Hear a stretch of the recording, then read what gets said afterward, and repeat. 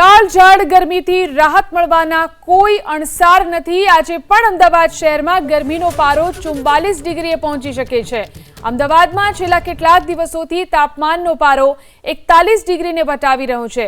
ન માત્ર અમદાવાદ પરંતુ રાજકોટમાં પણ આગ વરસાવતી ગરમીથી લોકો ત્રાહિમામ પોકારી ઉઠ્યા છે।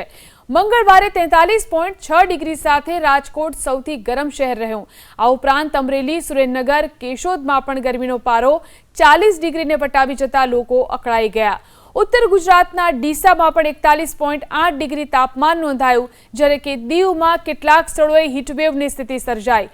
સૌરાષ્ટ્ર અને કચ્છના દરિયાકાંઠાના વિસ્તારોમાં બફારાથી જનતા પરેશાન થશે। બપોરના સમયે આકરા તાપને કારણે લોકો ઘરની બહાર નીકળવાનું પણ ટાળી રહ્યા છે।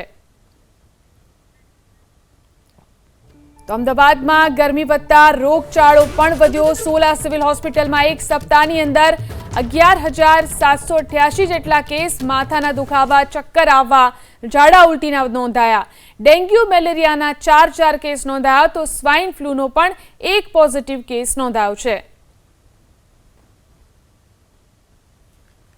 ગરમીના કારણે માથું દુખવું, ચક્કર આવવા તેવા સિમ્ટમ્સના દર્દીઓ ઇમરજન્સીમાં 108 દ્વારા અને પ્રાઇવેટ એમ્બ્યુલન્સ દ્વારા અમારી હોસ્પિટલમાં આવતા હોય છે। એવા કેસીસમાં થોડો વધારો પણ થયો છે ઇમરજન્સીમાં। તો તેવા તમામ દર્દીઓને અમારી હોસ્પિટલમાં ડૉક્ટરો તાત્કાલિક સારવાર તપાસ કરી અને સારવાર આપવામાં આવે છે। તો જે રીતે રોગચાળો વધી રહ્યો છે, ભારે ગરમીને કારણે, લૂ લાગવાને કારણે અનેક દર્દીઓ હોસ્પિટલ પહોંચી રહ્યા છે। સોલા સિવિલમાં એક સપ્તાહમાં 11,788 જેટલા દર્દીઓ નોંધાયા છે। માથાનો દુખાવો, ચક્કર, ઝાડા ઉલટીના કેસમાં વધારો થયો।